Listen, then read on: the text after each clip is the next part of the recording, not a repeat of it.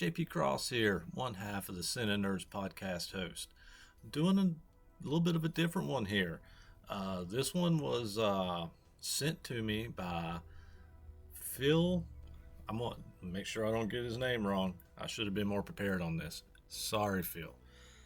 Phil Herman. He actually sent this to me. He wrote and he stars in this film. It is called Jacker 3 Road to Hell.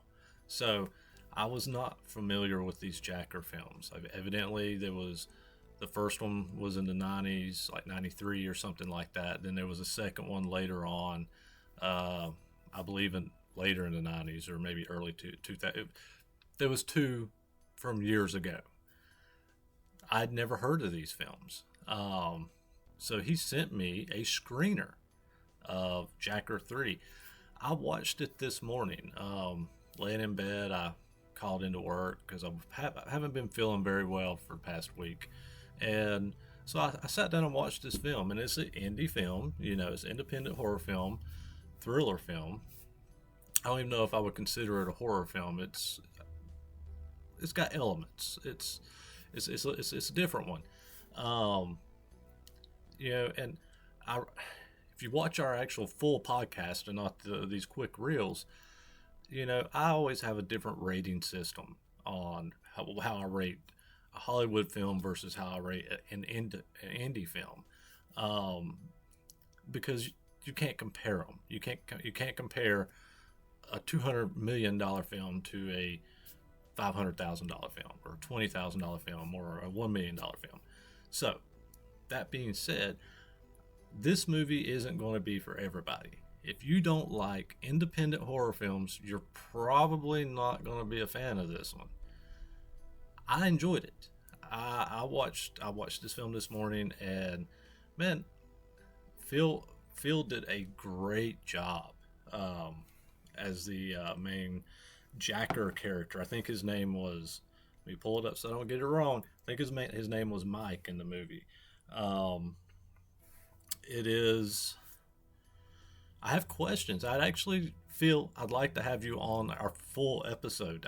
I've got questions, and maybe it's because I didn't see the first two films, even though they recap a bit of the first two films throughout Jacker 3, so it helped. But my understanding is there's an evil spirit or something that possesses this person or transfers to these people, and they become angry and they just start killing people, randomly killing people.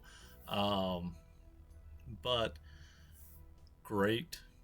It was some cool shots, a lot of nudity, and it looked like a lot of the cast were some of the main cast from the original ones in the 90s, because it was an older cast, which I appreciate, especially if a lot of these characters were from part 1 and part 2. And for what little I read and what little I could find, it seemed like some of these characters, some of these actors and actresses did actually come from the previous films. So, recommend it. I don't know when he sent this to me as a screener. So I'm not sure when this is going to be available, but when it is, keep an eye out for Jacker 3, The Road to Hell. Because I thought it was a fun film, so always excited to look at and talk about independent horror films and independent films in general. So you always have to promote the guys that are out there in the ditches doing it.